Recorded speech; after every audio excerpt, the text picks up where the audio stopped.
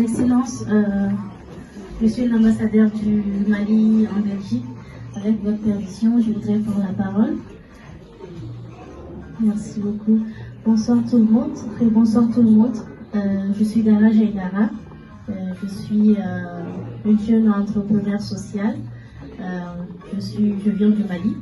Je viens de publier mon premier ouvrage autobiographique intitulé Vendre le sable dans le Sahara. Alors moi je voulais savoir si parmi les lions il y a quelqu'un qui a déjà pu vendre du sable dans le Sahara. Non, il n'y a personne. La bonne nouvelle c'est que moi j'ai pu vendre du sable dans le Sahara. Je vous dirai comment. Parce que ce terme-là c'est une métaphore que j'ai utilisée pour illustrer le titre de mon ouvrage. Au Mali, qui est un pays de l'Afrique de l'Ouest, entreprendre au Mali, c'est pas évident. Et se lancer dans le domaine social, notamment dans l'humanitaire, c'était pas évident. J'ai commencé ma petite histoire, ma petite aventure en 2010, quand j'ai croisé deux enfants qui n'étaient pas scolarisés. Je les ai croisés comme ça dans un marché de Bamako, qui est la capitale du Mali. Et je les ai approchés, je me suis rendu compte qu'ils ne partaient pas à l'école. Et avec mon argent de poche, parce que je commençais l'université, j'avais pas encore mes 18 ans, j'ai tenu nécessaire d'économiser mon argent de poche afin de les scolariser.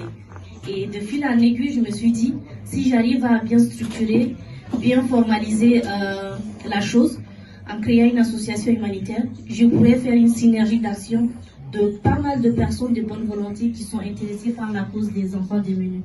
Donc par la suite, j'ai créé mon association Al-Barka, qui est une association humanitaire. Et dès lors, depuis 4 ans, nous avons initié un gala de charité pendant chaque mois de solidarité, qui est le mois d'octobre au Mali. Nous organisons un gala de charité qui nous permet d'inviter des mécènes, des partenaires, des sponsors pour mobiliser le maximum de fonds à hauteur des dizaines de millions de nos CFA afin de scolariser le maximum d'enfants à travers tout le territoire malien. Et de fil en aiguille, on a eu des mécènes, tantôt M. Kurtz qui est là avec sa famille, avec sa structure, qui nous accompagne de loin, une association de jeunes maliens basée à Philadelphie, qui nous accompagne pour la cause des femmes en milieu rural au Mali. Et nous accompagnons en termes d'équipements de travail, des sources d'irrigation, à travers des pompes manuelles, des équipements de travail, afin qu'elles puissent développer davantage leurs activités génératrices de revenus. Donc, c'est comme ça que nous avons pu formaliser. Depuis 10 ans, je me bats pour la cause des enfants démunis au Mali. Depuis 10 ans, je me bats pour la cause des femmes en milieu rural au Mali. Depuis 10 ans, je me bats pour la cause des personnes âgées au Mali. Alors, il fallait que je marque cette décennie d'engagement. Mais comment?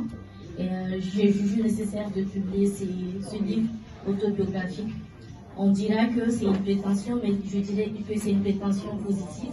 Parce que c'est vrai, l'autobiographie, c'est très souvent en fin de carrière. Je me dis que nous sommes dans un contexte malien, africain d'une façon générale, où nos jeunes frères ont besoin de repères, d'exemples, de modèles. Et en écrivant, je pourrais inspirer les plus jeunes et même les plus âgés à se dire qu'on n'a pas besoin d'avoir des millions, des milliards pour impacter positivement sa communauté. Comme vous le faites déjà avec, il y a mon voisin de table qui me disait que le Lions Club de Belge vend des bouteilles de vin et après les fonds sont utilisés pour des causes caritatives ici et c'est extraordinaire. Ça c'est des synergies d'action qui sont bien pour contribuer positivement au développement de notre communauté, venir en aide aux personnes qui sont dans le besoin. Alors je suis là aujourd'hui dans le cadre de la tournée internationale de mon livre.